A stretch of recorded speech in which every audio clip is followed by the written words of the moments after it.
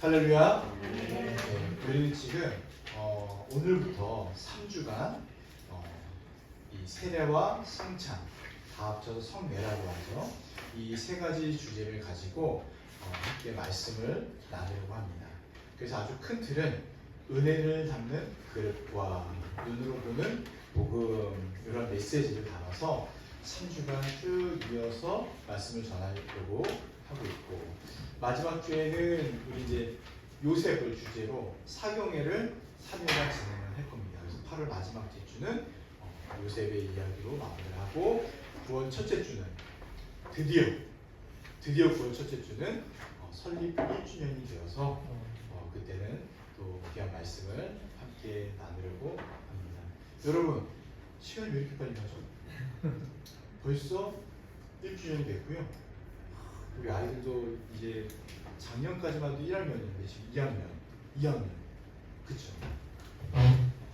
저희도 그래서 나이가 한 살 더 먹어가는 사실을 새삼스럽게 깨닫게 됩니다. 그리고 혹시 제가 깜빡할 수 있는데, 덥거나 추우시면 손으로 표현해 주세요. 덥다, 춥다, 아시겠죠? 그러면은 제가 여기서 조절해 드리도록 하고, 뒤에도 또 우리 목사님 계시니까 조절해 드리겠습니다. 자, 우리 친구들도 준비됐나요? 오늘부터 이제 세례, 성찬, 성례 이 세 가지 주제를 함께 살펴보려고 합니다. 여러분 세례 다 받으셨죠? 여기 계신 분들은 거의 다 받으셨다고 생각이 돼요. 저는 중학교 때 세례를 받았는데, 중3 때 한번 세례를 빠꾸 받은 적이 있어요.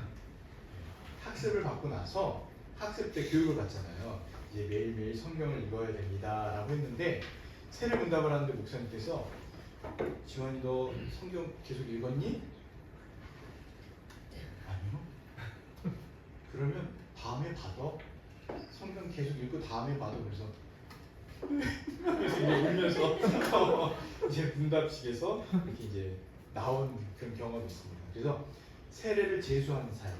네. 그렇지만 그래도 은혜가 있다라는 말씀이십니다. 여러분 세례를 받으셨어요? 침례를 받으셨어요? 거의 다 장로교 분들은 이제 세례를 받으셨고, 또 이렇게 감리교나 침례교 쪽에서는 이제 침례를 하니까 침례를 받으셨는데, 개인적으로는요 침례가 훨씬 좋은 것 같아요. 물에 푹 담겨서 정말 한 10초에서 30초간 물에 담가놔서 호흡 못하고 막 물을 들이켜 마시면 죽을 것 같다 할 때 꺼내줘야, 이 세례의 의미, 세례의 의미가 죽음에서 건진받는 그 의미가 잘 드러나지 않을까라는 생각을 스스로는 해봅니다. 근데 장로교에서 침례를 하면 될까요? 안 될까요? 전혀 문제가 되지 않습니다.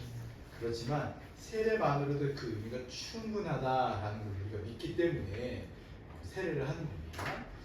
혹시 어느 날 저희 우리 화장실에 큰 대화가 놓여져 있다 그러면은 우리 목사님 뭔가 결단하셨구나 생각하면 되실 것 같습니다.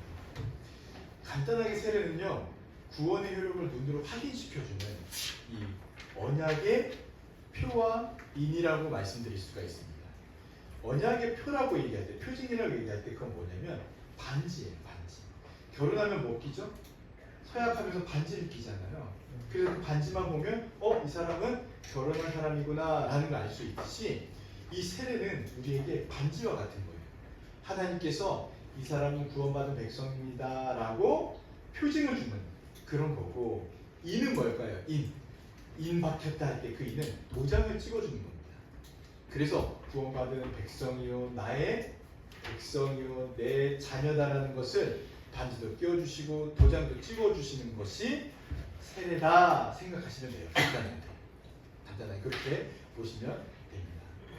그런데 팀 켈러가 어떤 말을 했냐면요, 오늘날 현대인은 끊임없이 스스로 무엇인가를 입증해야만 겨우 인정을 받는 이 극심한 영적인 피로와 불안 속에서 살아가고 있다라고 했어요.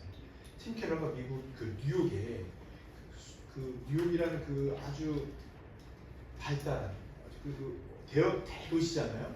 거기서 목회를 하셨던 분인데 몇 년 전에 돌아가셨어요. 그분이 뉴욕에 있는 젊은 친구들 보면서 이렇게 평가를 하는 거예요. 끊임없이 자기를 인정하고 드러내고 증명을 받아야 되는, 이걸 뭐라고 얘기했냐면 스스로 획득해야 하는 정체성의 시대다 이렇게 말을 하는 거예요. 근데 우리는 어떻습니까? 우리는 좀 그렇지 않을까요? 그렇지 않죠. 우리도 똑같은 시대에 살고 있는 거예요. 그래서 은근히 은연중에 세상은 끊임없이 너의 가치를 증명하고 드러내고 평가를 받아야 된다라고 말을 합니다. 저는 안 그래요. 아니요, 그렇지 않아요. 우리도 똑같은 이 시대 속에 살아가면서 스스로를 계속 증명하고 드러내려고 하는 거예요. 그래서 좋은 데 취직하려고 하고 좋은 차를 타려고 하고 더 성공을 바라보고 그렇게 살아가려고 하는, 그렇지 못하면 어떻게 돼요? 위축이 돼요. 그냥 스스로 모르게. 그런 세상에서 살아가고 있다라는 거죠. 그런데 오늘 왜 세례를 배우면서 이 말씀을 드리냐면, 세례는요 완전히 다른 방향과 관점으로 우리 인생을 새롭게 만들어주는 하나님의 표현이기 때문에 말씀드리는 겁니다. 증명하지 말라는 거예요. 증명할 필요가 없다. 그리고 이제는 인정해라. 무엇을요? 하나님의 백성과 자녀가 되었다는 것을 인정하라는 겁니다. 스스로 증명하는 게 아니고 하나님이 그렇게 택하 주신 것을 인정하라. 이것이 바로 세례가 얘기하는 선언입니다. 우리는 무엇을 증명해서 하나님의 백성과 자녀가 된 것이 아니라 조건 없이 공로 없이 오직 예수 그리스도의 피값으로, 예수님이 우리를 위해 십자가에 죽으심으로 무슨 칭을 얻게 됐죠? 너는 내 자녀다, 너는 내 백성이다 라는 것을 얻게 된 거예요. 그 도장을 확 찍어주시고 우리 손에 반지를 끼워주신 것입니다. 그래서 여러분 루터 아시잖아요? 루터가 극심한 영적 침체와 이 죄책감에 빠져 있을 때, 막 마음이 어렵고 힘들 때, 그때 했던 방식이 뭐냐면 책상을 쾅쾅 치면서 나는 세례를 받은 하나님의 백성이다라는 걸 소리쳤어요. 따라해보라고 하면 이 더운 날씨에, 그쵸? 따라하지 않으셔도 됩니다. 근데 생각하세요. 나는 세례받은 하나님의 백성이다. 언제요? 영적 침체가 오고 마음이 무너지고 상황이 막 어려운 가운데 있어서 힘들 때, 또 죄를 지어서 죄책감이 막 몰려올 때 뭘 기억해야 되냐? 나는 세례를 받은 하나님의 백성이다. 세례를 받았다는 것이 어떤 걸 증명합니까? 내 마음과 내 상황과 이런 것과 상관없이 하나님의 확증, 하나님의 도장, 너는 내 백성이다, 내 자녀다, 이걸 확증시켜주기 때문에 루터가 그렇게 외쳤다고 합니다. 세상의 평가가 난무하는 이 시대 속에 살아가는 여러분들, 세상의 관점이 아니라 하나님께서 우리를 새롭게 바꿔주신 이 세례를 통해 얻은 은혜와 복을 마음껏 누리시기를 바랍니다. 아멘. 너는 내 피로 산, 내 피로 인친 내 자녀다. 이 말씀을 기억하시기를 바랍니다. 아멘. 세례의 뿌리를 한번 살펴보면은 먼저 창세기부터 올라가야 돼요. 창세기 17장에 보면은 하나님께서 아브라함에게 이렇게 말씀하십니다. 창세기 17장 11절 주보에 나와 있습니다. 너희는 토피를 위하라. 이것이 나와 너희 사이에 언약의 표징이니라. 언약의 표징입니다. 세례, 신약에서는 세례지만 구약에서는요 할례를 행한 것이 이 세례의 원류로 올라갑니다. 이 말씀의 배경은 이렇습니다. 아브라함이 86세 때 하갈을 통해서 이스마엘을 낳게 되죠. 그 전에 하나님께서 약속하신 게 뭐냐면 아들을 주겠다, 자손을 주겠다 말씀하셨는데 아들을 못 얻는 거예요. 그래서 아브라함이 생각한 게 무엇이냐면 사라와 함께 내 종 하갈을 통해서 아들을 얻으면 될 것 같습니다 하면서 하갈을 통해서 진짜 아들이 나온 거예요. 그게 아브라함이 86세 때예요. 그런데 86세 이후부터 13년 동안 하나님께서 아브라함에게 어떤 일을 행하셨을까요? 아무 말씀도 하지 않으셨어요. 이스마엘은 잘하는 거예요. 그런데 그러면 이제 아브라함 마음은 어떻게 했어요? 이스마엘에게 장자권을 주려고 하는 마음이 있겠죠. 아무런 음성이 없어요. 그런데 이 기간 동안 난리가 납니다. 그 인생이 막 소용돌이치고 난리가 나는 거예요. 그러면서 하나님께서 아브라함에게 나타나셔서 나는 전능한 하나님이다. 이거 17장 1절 딱 말씀하세요. 나는 전능한 하나님이다. 전능한 하나님이다. 그러면서 3절, 7절 내가 내 언약을 나와 너희 내 대대 후손 사이에 세워서 영원한 언약을 삼을 거고 너희는 내 후손이 될 거다 하시면서 이제 11절에 너희는 10절에 보시면은 이것이 나와 너와 너희 후손 사이에 지킬 내 언약이니 다 할례를 받아라. 이것이 언약의 표징이 될 것이다 라고 말씀하신 겁니다. 전능한 하나님께서 나타나셔서 내 언약, 내 언약, 내 언약 17장에만 8번 말씀하시거든요. 내 언약이라는 표현을 8번 말씀하시는 거예요. 그러면서 이 언약 백성이 너희가 될 것이니까 너를 이어갈 것이니까 언약의 표징인 할례를 받아라. 할례를 받아라. 이렇게 말씀하시는 거예요. 할례라는 것은 무엇이냐면요. 인간 몸에 하나님의 주권, 하나님의 소속이 된 것을 피로 그것을 증명하는 겁니다. 피로 약속을 체결하는 것과 마찬가지예요. 지울 수 있습니까? 지울 수 없죠. 몸에 완전히 새겨주시는 거예요. 몸에 새기는 거예요. 이것이 나중에 신약에 가서 어떻게 되죠? 예수 그리스도의 피 흘림. 예수 그리스도의 피 흘림으로 인하여서 우리의 모든 죄를 사해 주시고 또 어떻게 됩니까? 하나님의 약속의 표징처럼 우리를 구원해 주시는 그 구원이 흔들리지 않게 되는 것이 됩니다. 그래서 언약 백성들에게만 이 할례가 요구되어져요. 여러분 기억나세요? 야곱의 자손들이 그 아들들이 세겜 땅에 있는 그 세겜 족속을 어떻게 해서 진멸시키죠? 우리 가문에 우리와 한 민족이 되려면 할례를 받아야 된다 속이고 나서 싹 죽이잖아요. 함부로 자기 백성을 들어올 수가 없는 거예요. 그래서 세례는요 아무나 교회 나온다고 아무나 줄 수 없고 누구만 줄 수 있습니까? 하나님의 백성만이 이 세례를 받을 수 있는 거예요. 이게 됩니다. 근데 그 확인을 어떻게 해야 되냐? 여러 가지가 있긴 있지만 제일 중요한 건 우리가 먼저 택해서 세례를 받고자 하는 게 아니고 하나님께서 우리를 먼저 택해 주셔서 우리를 붙잡아 주셔서 세례 받도록 이끄심을 우리가 믿는 거다라는 말씀을 드리는 겁니다. 그래서 할례는요 인간의 결단이나 어떤 일에 대한 보상이 아니에요. 내가 너를 자녀 삼았다. 내가 너의 아버지가 되겠다. 하나님이 되겠다라는 이 은혜 언약의 보장이라는 것을 믿으시길 바랍니다. 그래서 여러분 스스로 보세요. 스스로를 보세요. 내가 하나님께 뭘 잘해서가 아니라 그냥 은혜로 이 세례를 받은 거예요. 이 언약을 받은 거예요. 특히 우리 어린 친구들 유아세를 받았죠. 여러분이 태어나서 한 번 뭐가 있을까요? 쉬하고 응가무밖에 없어요. 밤에 앉아서 엄마 아빠 힘들면. 그런데 언약의 징표로 유아세례를 받았다. 세례를 받은 거예요. 그래서 여러분이 장년이 될 때까지 스스로 신앙 고백을 할 때까지 부모님이 여러분들을 책임지고 교회로 어떻게 해요? 잡아서 끌어서 앉혀서 함께 예배드리고 있는 겁니다. 언제 자유롭게 될 수 있는지 알아요? 형 언제 자유롭게 될 수 있는지 알아? 아니, 너가 믿음을 고백할 때. 옆에 어머니가 계시니까 아버지 저 이제 멱살 잡고 교회 끌고 가지 않으셔도 됩니다. 스스로 제가 걸어서 하나님께 예배드리고 하나님께 나아가겠습니다 할 때까지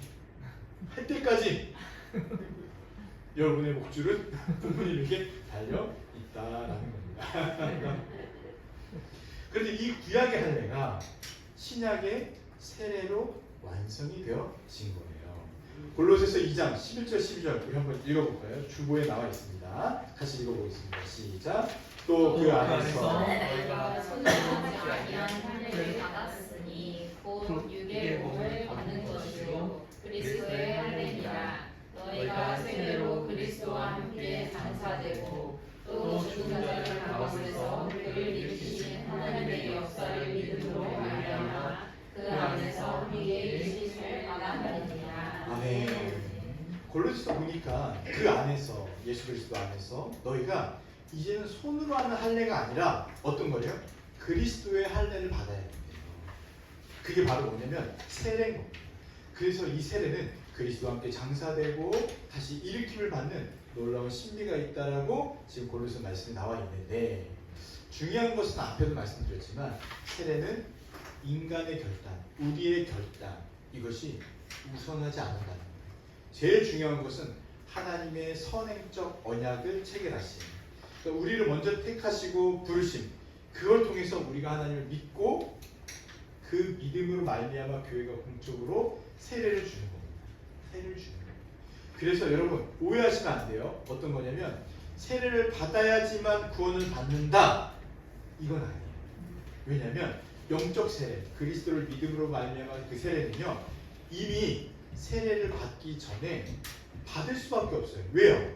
믿음으로 고백을 해야 세례를 주잖아요. 그러니까 교회에서 공적으로 세례를 주는 거는 만인 앞에서 공적으로 이 사람은 이제 하나님의 백성입니다라고 선포하고 선언하는 의미인 거예요. 그런데 만약에 세례를 받아야지만, 이 공적인 세례를 받아야지만 구원받는다고 얘기하면은 우리 이제 카톨릭화 될 수가 있습니다. 그럼 뭐 해야 돼요? 그래서 전쟁터에 가면 무조건 세례를 줍니다. 믿지 않아도 그냥 세례를 막 줘요. 왜요? 그래야 구원받는다고 하니까. 우리는 그렇지 않다는 것을 말씀을 드리는 거예요. 그래서 우리는 하나님께서 먼저 우리를 택하셨고 그 택하심의 부름을 받아서 믿음으로 고백하여 공적인 이 세례를 받는다, 이것을 우리는 믿고 살아가고 있다라는 겁니다. 그래서 이 세례는요, 그리스도와 함께 그리스도와 연합을 이루게 하고 또 세례를 받음으로써 그것을 눈으로 보고 누릴 수 있게 하는 귀한 아주 복된 예식이다라고 말씀을 드릴 수 있습니다. 아까 살짝 말씀드렸지만 이 세례가 표지라고 말씀드렸잖아요. 표지가 뭐죠? 반지라고 말씀드렸죠. 반지입니다. 반지. 그래서 눈에 보이지 않는 이 복음의 은혜를 어떻게 해요? 시각적으로 보여주는 것이 바로 세례입니다. 여러분, 제가 한번 이렇게 말씀드려 볼게요. 구원 받았다는 것이 눈에 보이나요? 내가 구원 받았다는 것이 눈에 보이나요?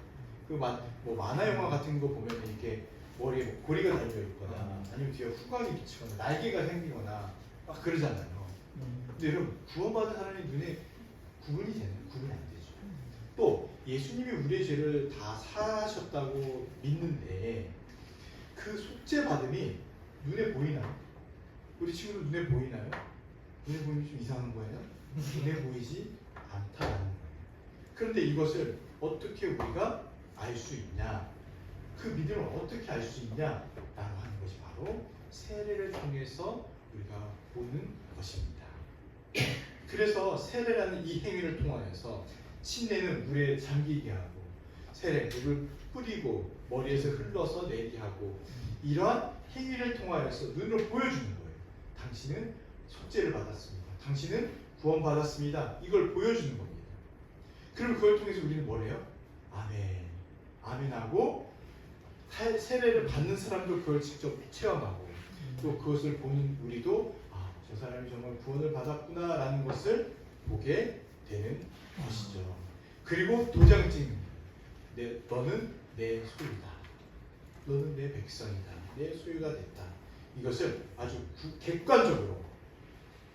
객관적으로 선포하는 것이기 때문에 언제 세례를 베푸냐 하면 예배 끝난 다음이 아니라 예배 때 하나님께서 주관하시고 하나님이 말씀하시는 이 예배 때에 이것을 선포하시고 이것을 공적으로 객관적으로 드러내는 것이 바로 세례 예식이다라고 말씀드릴 수 있습니다. 이것을 생각한다면 세례를 받는다? 이것이 어떤 의미가 있을까요? 우리에게 불신자에서 완전 신자로의 전환을 말하고 있습니다. 이전에는 말씀을 봐도요, 그냥 이 말씀은 그냥 글씨밖에 안 돼요. 아브라함 기억나세요? 아브라함께서 아니라 하나님께서 아브라함에게 나타나셔서 내가 너에게 내년 이맘때쯤에 아들을 줄 것이다 라고 말씀하셨더니 사라가 어떻게 했지? 사라와 아브라함이 웃었어요. 아유, 하나님 아무리 전능하시다는 걸 알지만 제 나이가 지금 99세고 사라가 지금 아이를 낳을 수 없는 상태입니다. 어떻게 그게 가능하겠습니까? 라고 웃었어요. 그 웃음은 무엇이었죠? 비웃음이었어요. 불신과 비웃음. 그런데 하나님께서 언약을 다 잡으시고 그 사람을 구원해 주시고 세례를 받은 백성이 되면 어떻게 되죠? 그런 비웃음들이 완전히 달라져서 이제 말씀을 보면 기쁨이 되어집니다. 기쁨이 되어집니다. 불신자에게 아무리 말씀을 막 드려도 여호와는 나의 목자시니 내게 부족함이 없을 것입니다. 들어대면 불신자의 반응은 어때요? 아이고야, 야, 말도 안 되는 소리 하지 마라. 그러니까 오늘 하루만이라도 좀 먹고 살 수 있게 해주시면 좋겠다. 비웃죠. 그런데 세례를 받으면 어떻게 돼요? 세례를 받은 하나님의 백성들은 그것을 아멘으로 받게 됩니다. 그래서 세례는요 아무나 줄 수 없고 누구만 줄 수 있어요? 하나님을 나의 주로 믿고 하나님께서 내 백성으로 택함을 받은 자들, 이런 자들, 믿음으로 고백하는 자들에게만 세례를 베풀 수가 있게 되는 겁니다. 아무나 줄 수가 없는 거예요. 그래서 우리 신앙의 선배들은 특별히 세례를 잘 줘야 됩니다. 세례는 꼭 믿는 자만 줘야 된다라고 강조하고 말한 겁니다. 세례를 받았다는 건 하나님의 모든 그 소유와 복을 그가 받게 되었다라는 것을 말하고 있습니다. 나는 전능한 하나님이다. 이 하나님께서 내 백성, 내 소유, 내가 너에게 모든 걸 주겠다 그 말씀하신 복과 은혜를 다 누릴 수 있는 존재가 되어지기 때문입니다. 그러니 저와 여러분 세례를 받았다면 얼마나 우리가 복된 삶을 살아가고 있는지 다시금 기억하시길 바랍니다. 다시금 기억하시길 바랍니다. 하나님이 이 모든 말씀, 신구약 66권의 모든 말씀이 누구에게 주신 말씀이죠? 우리에게 주신 말씀입니다. 우리에게 주신 말씀입니다. 예, 루터처럼 마음에 극심한 낙심, 어려움, 영적 침체 이런 게 올 때 기억하세요. 어떤 것? 나는 세례를 받은 하나님의 백성이다. 나는 세례를 받았다. 이걸 꼭 기억하세요. 세례는 인생에 그냥 단 한 번 있는 이벤트나 행사가 아닙니다. 내 인생이 완전히 바뀌어지는 대형 전환점이에요. 전환점. 그래서 세례를 받은 여러분 그것을 꼭 기억하시길 바랍니다. 두 번째는 로마서 이제 6장 3절에서 5절까지 말씀을 볼 텐데 한번 읽어볼까요? 시작. 무릇 그리스도 예수와 합하여 세례를 받은 우리는 그의 죽으심과 합하여 세례를 받은 것을 알지 못하느냐. 그러므로 우리가 그의 죽으심과 합하여 세례를 받고 그와 이제 사셨으니 이는 아버지의 영광으로 말미암아 그리스도의 죽은 자 가운데서 살리심과 같이 우리로 또한 새 생명 가운데서 행하게 하려 합니다. 만일 우리가 그의 죽으심과 같은 모양으로 연합한 자가 되었으면 또한 그의 부활과 같은 모양으로 연합한 자가 되리라. 아멘.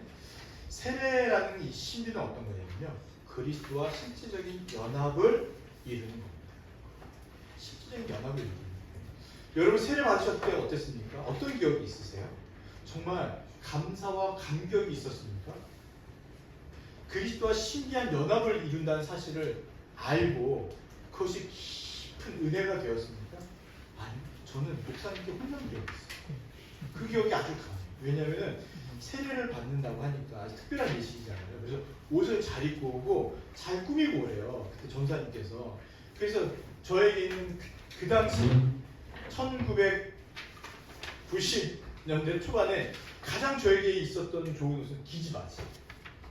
펄랑펄랑한 기지바지에 그 티셔츠 딱 입고 머리도 바짝 무스로 쫙 세워서 간 거예요. 세례를 몰랐어요. 어떻게 하는지를. 쫙 뾰족하게 세우고 갔는데 목사님께서 세례를 주시더라고요. 아 뜨거워. 아유 야 찐지셔가지고 머리에 찢어져가지고 당황하셨던, 그래서 불려가서 혼났던 그런 기억이 있습니다. 예. 세례를 여러분 기억해 보세요. 어떤 은혜가 있으셨나요? 그래서 저는 세례를 받을 때 그 은혜와 기억이 크게 없고 나중에 세례라는 것이 이거였구나. 내가 이것도 아무것도 모르고 그냥 다 친구들 받으니까 나도 받고 싶어서 받았던 그밖에 없는데 정말 놀라운 신비의 은혜가 있다라는 것을 함께 나누려고 합니다. 예수 그리스도와 연합하는 거예요. 그리고 그 죽으심과 부활에 실제 함께 하는 것이 세례인 줄 믿습니다. 여러분 이거 믿으셔야 돼요. 앞에는 제가 뭘 말씀드렸냐면 하나님의 백성과 자녀가 되는 보장이다. 반지를 낀 거다 말씀드렸죠. 그런데 신약의 세례, 이제 우리가 받는 이제 세례는 어떤 의미냐면 그리스도와 연합하는 거예요.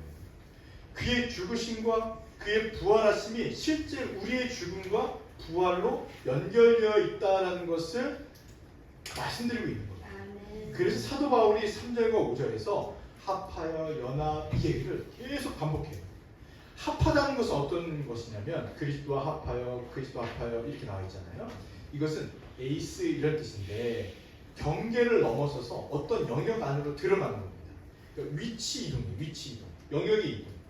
이것은 어떤 거냐면 우리가 전에는 어디 영역에서 살았죠? 사탄의 영역 안에서 사탄의 종으로 살았어요. 그런데 세례를 받음으로써 이제 영역이 바뀌었어요. 우리가 어디로 옮겨졌습니까? 그리스도 안에서 하나님 나라로 옮겨진 거예요. 옮겨진 거예요. 전에는 인천에 살았는데 이제 예수님을 믿자 어디에 소속이 된 거냐면 서울시로 편입된 거예요. 완전히 이제 거주지가 바뀐 거예요. 그러면 어디에 지방자치의 법을 따라야 됩니까? 서울시, 거기 사는 곳이겠죠. 이전엔 사단의 법에 따랐던 우리, 그래서 종으로 우리 신분은 종이요, 계속 억압이요, 좌절이요, 낙심 이것만 가득한 세상에 살았다가 하나님 나라로 우리 영역으로 완전히 이동한 것이 바로 합하다 이런 뜻이에요. 근데 그 다음에 뭘 얘기하냐면 연합하다, 연합한 자, 연합하다 이 얘기 나오거든요. 의미가 약간 달라요. 이것은 따라해 보십시오. 이 발음이 어려운데 숨티토스, 숨티토스, 네, 이런 말인데 하나가 되어서 함께 자라가다 이런 뜻이에요. 그러니까 합하여와 연합이 완전 좀 다르죠. 느낌이 달라요. 뉘앙스가 다릅니다. 이것은 앞에 거는 위치의 이동, 영역의 이동이라면 이것은 이제 쉽게 얘기하면 접붙임된 거예요. 그래서 완전히 접붙임되어서 생명적으로 결합되어져 가지고 자란다. 이것을 이야기합니다. 완전히 달라진 거예요. 단순히 이동만이 아니라 그리스도와 연합해서 접붙임 받아서 이제 자라가는 것까지도 사도 바울이 설명하고 있다는 거예요. 완전히 달라진 거죠. 그래서 이 그리스도와 연합되어졌다 할 때 이 연합은요 실제적으로 어떤 거냐면 그리스도의 죽음, 부활, 생명이 그리스도의 것만이 아니라 나의 것이 되었다는 것을 같이 이야기하는 거예요. 그리스도께서 죽으셨습니다. 우리도 어떻게 됐을까요? 우리도 십자가에서 함께 죽었습니다. 그리스도께서 살아나셨죠. 우리도 어떻습니까? 예수 그리스도가 살아나신 것처럼 우리도 함께 살아났습니다. 그리스도가 살아나셔서 영원한 생명을 누리고 계시듯 우리도 이제 무엇을 소망하죠? 맞아. 우리도 이제 영원한 생명을 하나님 나라에서 누리게 될 거야 라는 것을 소망하며 살아가게 되는 거예요. 이거는 믿지 않는 자, 세례를 받지 않는 자들은 고백할 수가 없는 거예요. 그런데 믿는 자, 하나님의 백성인 자들은요 이것을 함께 누리고 살아가는 거예요. 그래서 사도 바울이 어떻게 이걸 또 설명하냐면 이스라엘 백성들이 홍해를 건넜을 때의 그 장면으로 설명을 합니다. 고린도전서 10장에 보면 그래서 홍해를 건널 때 어떻게 하죠? 이스라엘 백성들이 뒤를 돌아보니까 누가 쫓아와요? 누가 쫓아와요? 이집트의 군대, 그 정의병들이 마차를 타고 막 전차를 타고 막 쫓아와요. 왜요? 인사하려고요? 잘가 인사하려고요? 아니요. 잡히면 모두가 죽는 거예요. 근데 앞에는 뭐가 있습니까? 홍해 바다예요. 홍해 바다로 들어가도 죽고 이집트 병사들이 와도 군대가 와도 죽고 뭘 보여줘요? 너희들은 이제 뭘 해도 죽는 존재라는 걸 보여줘요. 근데 하나님께서 모세에게 말씀하시죠. 어디로 가라고요? 홍해로 들어가라. 홍해로 들어가라. 이게 말이 됩니까? 그런데 홍해로 들어가요. 그때 하나님께서 바다를 갈라주십니다. 갈라주십니다. 이스라엘 백성들이 거기 건너잖아요. 그래서 세례가 어떤 의미가 있냐면 물속으로 수장되어지는 의미가 있어요. 완전 들어가서 죽는 거예요. 근데 그 홍해를 건너서 어떻게 하죠? 물 밖으로 다시 나오죠. 죽어요. 이집트에서 살았던 그 이스라엘 백성들의 모든 영적인 존재가 죽는 거예요. 그리고 어떻게 됩니까? 새로운 존재로 살아나요. 새로운 존재로 살아서 이제는 이집트의 종이 아니라 하나님의 백성, 하나님의 자녀로 홍해를 건너서 가나안 땅으로 들어가는 것을 보여주는 게 홍해를 통해 드러나는 건데, 이게 세례와 똑같다라는 것입니다. 더 이상 이제는 애굽의 종이 아니라 누구의 종이에요? 누구의 백성이죠? 하나님의 백성입니다. 그게 저와 여러분의 새롭게 얻어진 신분이에요. 근데 여러분 기억나세요? 아브라함에게 하나님께서 할례를 행하라고 했을 때 그 전에 무엇을 명령하셨어요? 그게 뭐냐면 아브라함이 이름을 바꾸시는 거예요. 원래 아브라함은 이름이 뭐였습니까? 아브람. 그런데 열국의 아버지라는 아브라함으로 바꿔주는 거예요. 사레였다가 사라로 바꿔주셨죠. 이게 다 이제는 너희가 새로운 존재요, 새로운 백성이고 새롭게 사는 나의 백성들이다라는 것을 말씀해 주시는 거고, 하나님의 또 놀라운 특징 중에 한 가지 뭐냐면 내가 끝까지 책임지겠다라는 것을 늘 그 말씀과 언약 가운데 포함시키고 있다는 겁니다. 여러분, 우리가 세례를 받았잖아요. 그건 어떤 의미냐면 저는 이제 하나님의 백성입니다. 자녀입니다. 그래, 내가 너를 끝까지 책임줄게. 내가 너를 끝까지 인도할게. 어디로요? 나의 나라. 하나님의 나라를 끝까지 인도할게. 제가 연약하고 부족하고 자꾸 넘어지고 쓰러지고 내가 너를 끝까지 인도할게. 이 말씀을 계속 해주시는 겁니다. 이것이 어떤 의미냐? 앞에 말씀드렸던 그리스도와 실제적인 연합을 이루어간다라는 것을 포함하고 있는 거예요. 그래서 세례를 받은 자는 이제 우리 안에 무엇이 있어요? 우리 안에 누가 계세요? 예수 그리스도께서 계시지만 성령께서 내주하셔서 그 택한 자들과 늘 함께 하신다고 말씀하십니다. 성령은 그리스도의 영입니다. 그래서 예수님이 우리 안에 계셔요 이렇게 쉽게 얘기하는 거예요. 성령께서 우리 안에 계셔서 뭐 하실까요? 너 나 하나님께 이룰 거야. 너 죄 짓고 있어. 너 이룰 거야. 이렇게 하시는 분이 아니라 우리를 하나님의 복과 은혜 가운데 늘 거하게 하십니다. 말씀을 보고 깨닫게 하심으로써 하나님의 이 복이 매일 흘러넘치게 하시고, 우리가 잘못된 결정과 판단을 할 때는 기도하시고, 또 정말 낙심해서 아무것도 못할 때는 우리를 위해 탄식하면서 우시면서 기도하셔서 우리를 다시금 하나님의 언약 백성임을 기억하게 하시고 돌이키게 하시는 이 일을 성령께서 우리 안에서 하신다는 겁니다. 그러니 세례를 받은 사람은 이제 벗어날 수가 없어요. 누구 손 아래 계세요? 하나님의 손 아래 계세요. 하나님의 손에서 벗어날 수가 없습니다. 아예 그 영혼 가운데 성령을 임재하셔서 성령 임재케 하셔가지고 그 영혼을 확실하게 붙들어 가시거든요. 확실하게 벗어날 수가 없어요. 벗어날 수가. 우리가 손이 이렇게 쉽게 얘기해요. 누구 손바닥이 있다고요? 부 얘기하면 안 됩니다. 우리는 하나님의 손바닥에서 벗어날 수가 없는 자들입니다. 발버둥 쳐 보십시오. 벗어날 수가 있나? 그렇지 않아요. 그렇지 않아요. 이것을 믿는 겁니다. 그래서 조엘 비키가 뭐라고 얘기하냐면 세례는 과거 사건의 회상이나 추억이 아닙니다. 죄를 깨뜨리신 그리스도의 죽음과 부활의 능력이 지금 오늘 여러분들의 삶에 실제적으로 이루어지게 하시는 것입니다. 이게 바로 세례다라고 말씀하십니다. 그래서 주님께서 나를 눈동자처럼 지키신다. 나와 늘 함께 하신다. 나를 보화처럼 버려두지 않으신다. 이 고백이 우리에게 헛된 고백이 아니라 실효적인 고백, 실제적인 고백, 능력 있는 고백인 거예요. 왜요? 세례를 받은 자들에게 하나님께서 그렇게 하시겠다고 약속하셨으니까. 이것을 약속하신 거예요. 그래서 나는 그리스도와 연합된 자로서 정말 특별한 삶을 살아가고 있다는 것을 여러분들 보시길 바랍니다. 아멘. 이거 준비하면서 이런 생각이 들었어요. 여러분 흑백 TV 보신 적 있으세요? 흑백 TV. 네. 흑백 TV를 보면 어때요? 좋아요. 다 보여요. 보이는데 아름답진 않아요. 그냥 검고 회색이고 흰 것밖에 안 보이잖아요. 그렇게 보시다가 정말 그 QLED, 뭐 OLED 이 TV를 딱 보시면 어때요? 와, 완전히 새로운 세상이죠. 완전히 새로운 세상이에요. 브라운관 깨진 TV 보신 적 있으세요? 저희 가족은 많이 봤어요.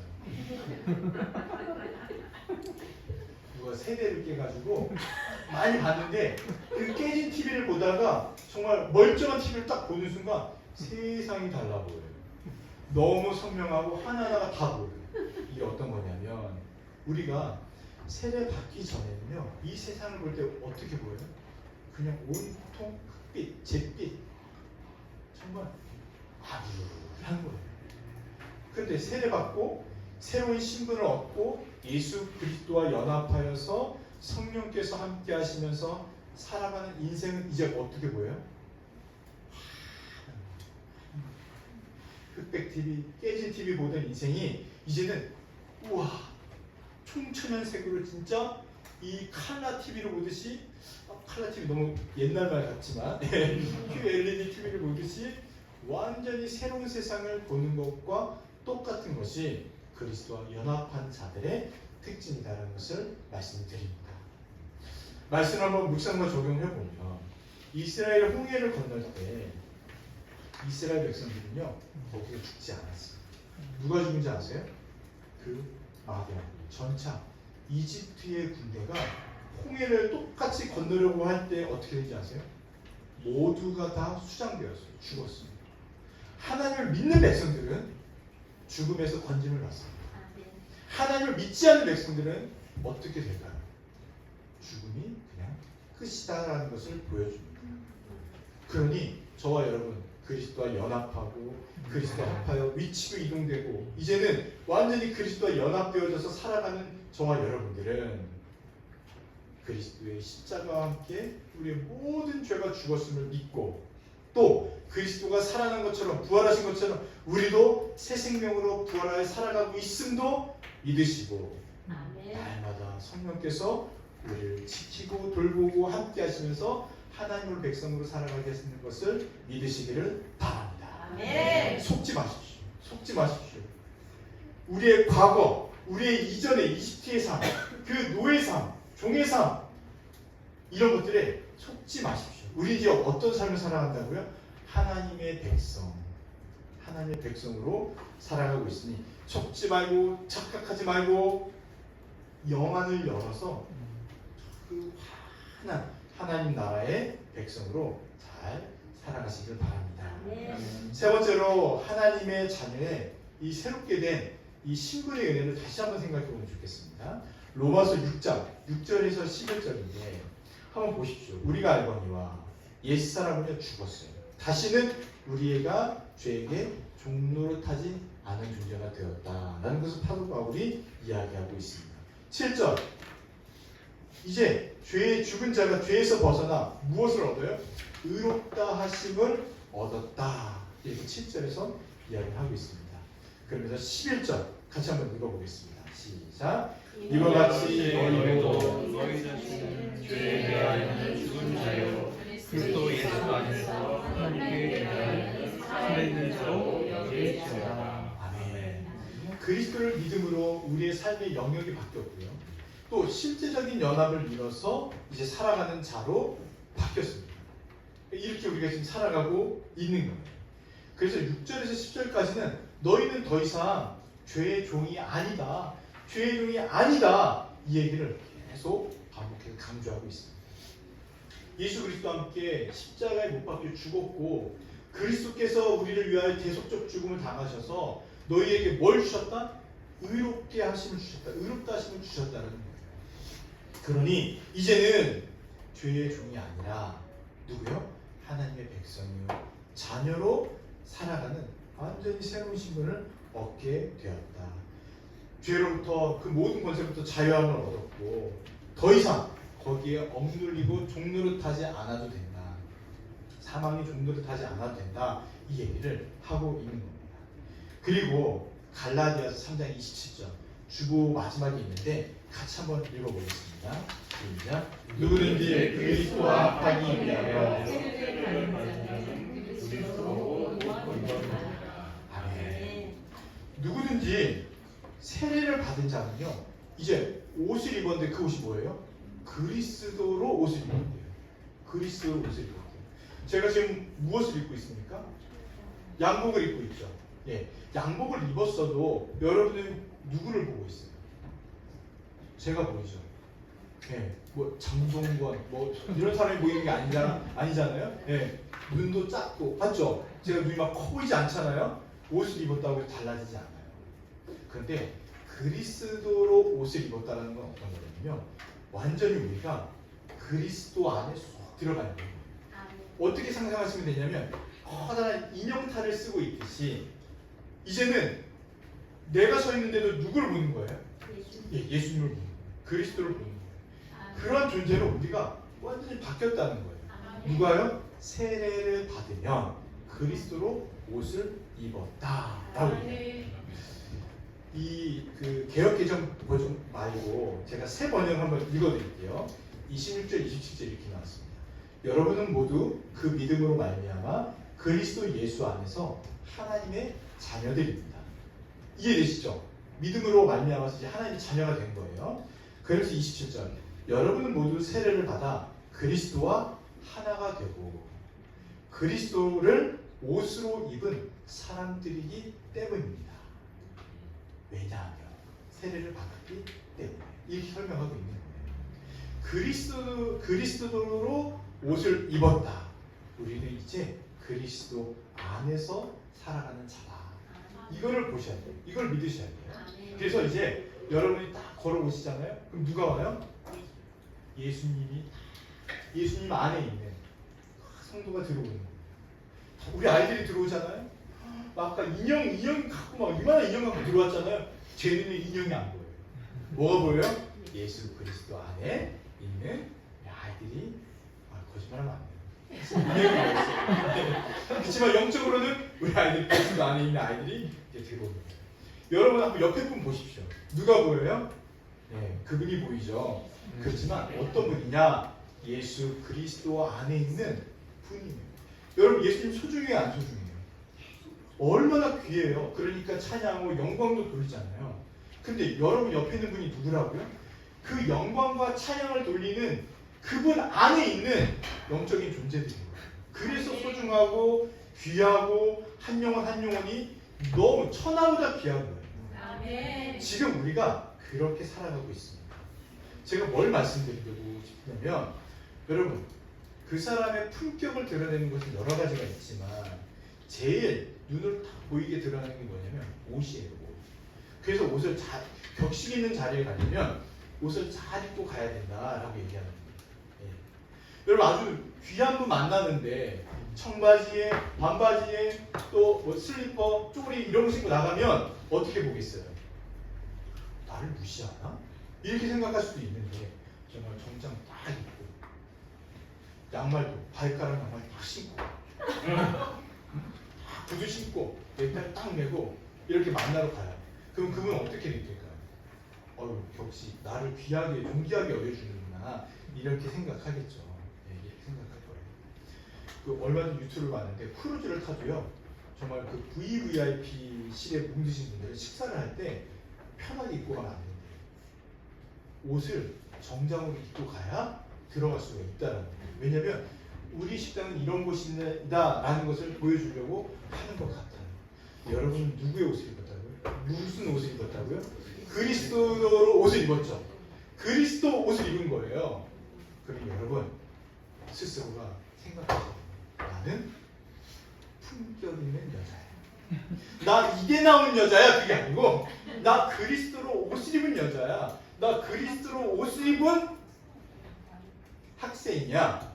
그러면 나 그리스도로 옷을 입은 5학년이야. 이렇게 생각을 하셔야 됩니다. 이게 어떤 의미냐? 어떤 의미냐면 스스로 가치를 증명해야 되는 이 세상에서도 누구의 가치가 드러나요? 그리스도가 드러나요. 그리스도. 이전에는 종으로 살던 내가 이제는 누구요? 하나님의 아들이요 백성이요 존귀한 자로 살아가고 있다라는 것을 드러내는 것이고,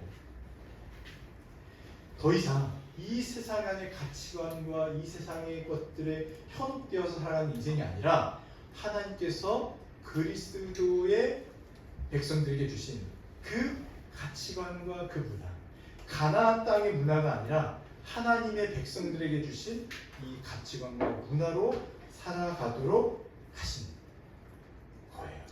그러니 그 옷을 입은 자와 거기에 맞게 품격 있는 자로 살아가는 자들을 누구라고 얘기한 거냐 하면 성도다 이렇게 말합니다. 세례를 받은 하나님의 거룩한 백성들. 그런데 이걸 좀 더 확장시켜 주세요. 뭐냐면 이건 이제 개인적인 거잖아요. 개인적인 정체성의 변화요, 신분의 변화요, 거기에 맞게 살아가는 것인데 이게 개인에게만 머물지 않고 공동체로 확장이 됩니다. 그래서 그리스도의 몸인 이 유영적 교회가 공적인 지체가 되어서 언약 공동체로서 보호를 받는 거예요. 그래서 누가 우리 교회 안에서 누가 어려움을 겪잖아요. 그럼 어떻게 해요? 다들 아유 쟤는 어려워 가망 없어. 하나님 팔 좀 가르쳐 주세요. 인터넷 주문해서 쿠팡 주문해서 로켓 배송 내일 아침에 새로운 팔 하나 오게 해주세요. 가르칠게요. 그러나요? 안 그렇다는 거예요. 팔이 아파요? 다리가 아파요? 그럼 온 몸의 기관이 충출동이 되어서 어떻게 해요? 이 팔과 다리를 낫게 해주려고 해요. 낫게 해주는 거예요. 그래서 눈은 야 팔이 아프니까 내가 더 신경 쓸게. 다른 팔은 너 팔 아프니까 내가 더 힘을 내어서 일을 할게 하면서 온 몸이 하나가 되어서 살아가는 이 공동체적인 정체성도 확장시켜주는 겁니다. 그러니 여러분 안심하세요. 그러니 안심하는 거예요. 어떤 걸요?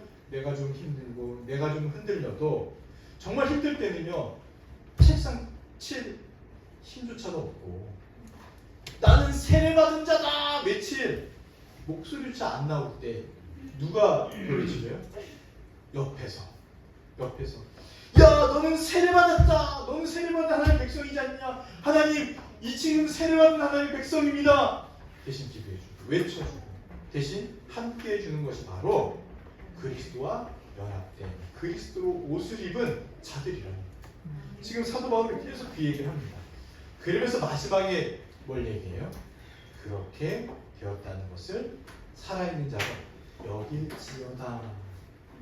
이와 같이 너희도 너희 자신을 죄에 대해 죽은 자로 그리스도 예수 안에서 하나님께 대하여 살아있는 자로 여길지어다. 이렇게 말해요. 여길지어다가 어떤 말일까요? 그렇게 됐다라고 생각하고 살아가라 이런 뜻이에요. 한글로 받으면. 그런데 로마서 1장에서 6장까지 사도 바울의 첫 번째 명령어가 뭐냐 하면 바로 여길지어다예요. 여기서 처음 등장하는 겁니다. 그리고 이거는 회개예요. 회개. 하나님 죄송합니다. 이 회개가 아니고 계산하는 그 회개 용어라는 거예요. 어떤 거냐? 여길지어다 이거는 마인드 컨트롤. 자기 암시가 아니에요. 여길지어다 그래 나는 이렇게 됐어 나는 세례받은 자야 힘들 때마다 자기 암시하는 마인드 컨트롤이 아니라 어떤 거냐면 정말 확정된 상태의 것. 회계의 용어를 왜 썼냐? 여러분 통장에 누가 입금한 게 찍히면 이거는 바뀌어요 안 바뀌어요? 바뀌지 않죠. 통장에 돈이 비었어도 은행 가서 따질 수 있죠. 아니 누가 입금했고 출금한 게 없는데 이거 어떻게 된 겁니까? 따질 수 있죠. 왜요? 명백한 사실이에요. 이미 계산이 끝났다는 거예요. 그것처럼 이미 통장에 박힌 거예요. 어떤 게요? 너는 내 백성이야. 너는 그리스도 옷을 입은 자야. 그리스도와 연합했고 합한 자로서 살아가고 성령께서 너와 내주하셔서 살아가는 인생이 되어졌어. 이게 계산 끝났다라는 표현이에요. 계산 끝났으니까 어떻게 하라고요? 그렇게 생각하면서 살아가라는 강력한 명령입니다. 완벽한 명령. 자, 내 감정과 상관없습니다. 내가 어떤 존재인지 상관없습니다. 계산 끝났거든요. 어떤 계산이요? 그리스도께서 십자가에서 너의 죄를 위해서, 우리의 모든 죄를 위해서 다 짊어지시고 죽으셨고 새 생명을 주셨다라는 계산이 끝난 상태인 거예요. 아멘. 그래서 내 영적 계좌에 입금되었으니까, 돈이 입금되었으니까 그거 인정하고, 지금 내 지갑에는 돈이 없을지라도 내 통장에는 뭐가 있다? 하나님의 몇 억으로 하면 좀 마음이 좋으시겠어요? 100억! 100억이 그걸 만족 못해? 101억이 딱 찍혀있다. 이걸 믿고 당당히 살아가시라는 말입니다. 그렇기 때문에 사도 바울이 세게 얘기하는 거예요. 마음에 새겨라. 그렇게 여길지어다. 그렇게 여기며 살아가라. 단순한 긍정적인 사고나 감정이 아니라 정말 실제 그렇게 이루어졌다라는 것을 믿고 살아가라. 여길지어다. 얘기를 하고 있는 겁니다. 죄에 대하여 죽은 자요. 그리스도 예수 안에서는 하나님의 자녀로서 살아가고 있다라는 것을 저 여러분 확실히 믿고 살아가시기를 바랍니다. 아멘. 그러니 여러분, 우리들의 삶의 현장은 어떻습니까? 요즘 너무 덥잖아요. 이 앞에만 나가도 덥더라고요. 왜 청년들이 카페 가라고 해도 카페 안 가는지 알겠더라고요.